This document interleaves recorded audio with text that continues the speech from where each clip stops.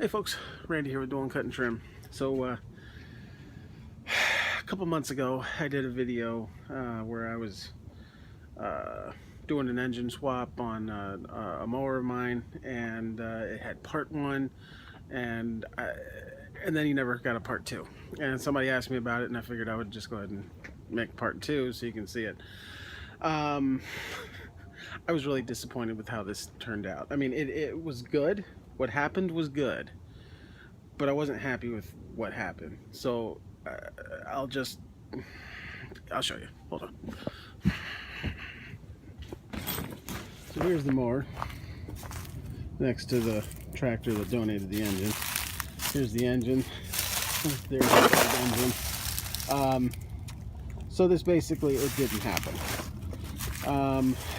I ended up, my 36-inch kept needing parts, and I didn't want to spend the money on parts. So instead of spending the money on parts, I was poaching them off of here. So like the bar, whatever you call them that used to steer the mower, they're gone. The fail switch is gone. The blade switch is gone. the key is gone. The throttle is gone. That's the original engine, obviously. All three bearings are gone. I mean bearings. All three. What do you call them?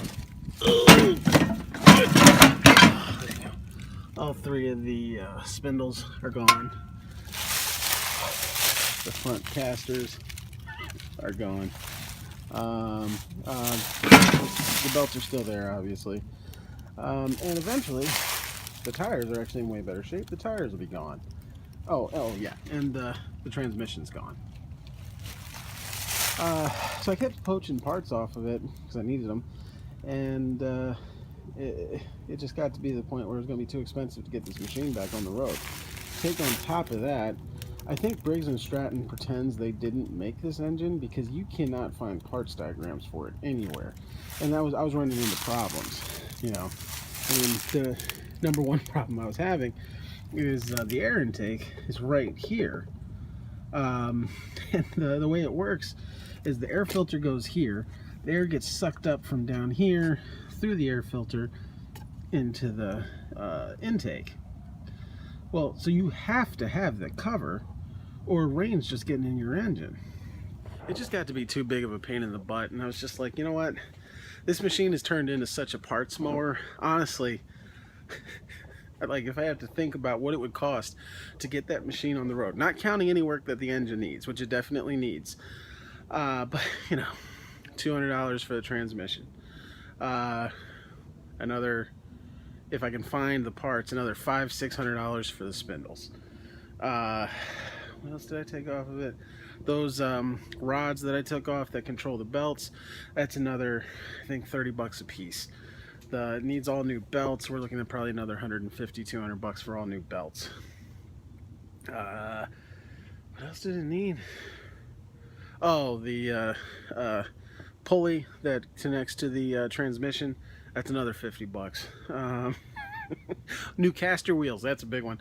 The new caster wheels, that's like, honestly, I think that's another $200 a piece. So basically, it'd be cheaper to buy a brand new mower, a brand new belt drive, I think, than it would be to get that sucker fixed. So it's just definitely a parts machine. There's still a bunch of things I can take off of it. The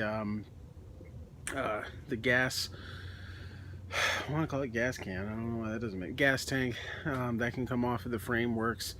The deck probably could get put on here, but that would be kind of dumb. Yeah.